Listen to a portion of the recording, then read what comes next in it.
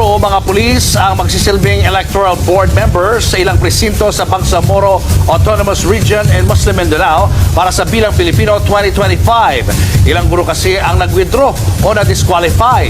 Nasa frontline ng balitang yan si Gio Robles.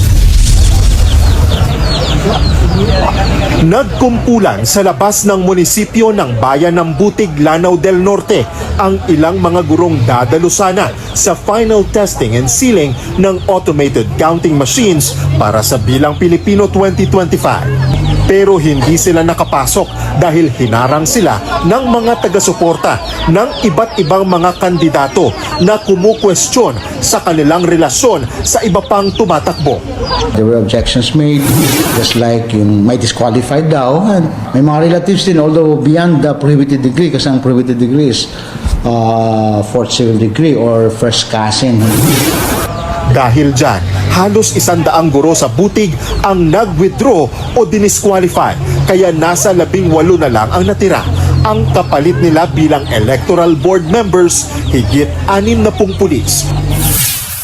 Halos 70 pulis naman ang ipapadala sa mga bayan ng Lumbaca, Unayan at Sultan Dumalundong sa Lanao del Sur. Dati naman na raw ng mga pulis ang tumatayong electoral board members doon. Ayon sa PNP, nakaantabay na ang halos 4,000 pulis na sinanay para mga siwa sa local at national elections sa ilang presinto sa BARM. Pinadala na po natin yung kompleto po na ng SEB. Special Election Board, mga pulis po natin, nakalipad na po sila.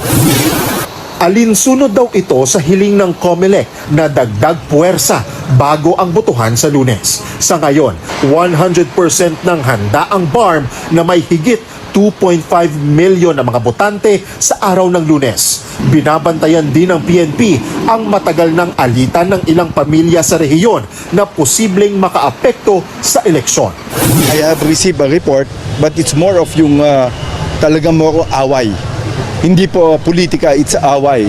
Yung iba kasi they take advantage na ito na nag-aano sila para mai-contribute po dun sa election related. But if you look deeper, grudges po before. Nakahanda na rin ang Armed Forces na mag-deploy ng mga tauhan bilang Special Electoral Board o SEB sakaling kailanganin. Mula Cotabato City, nagbabalita mula sa Frontline, Gio Robles, News 5. Mga kapatid,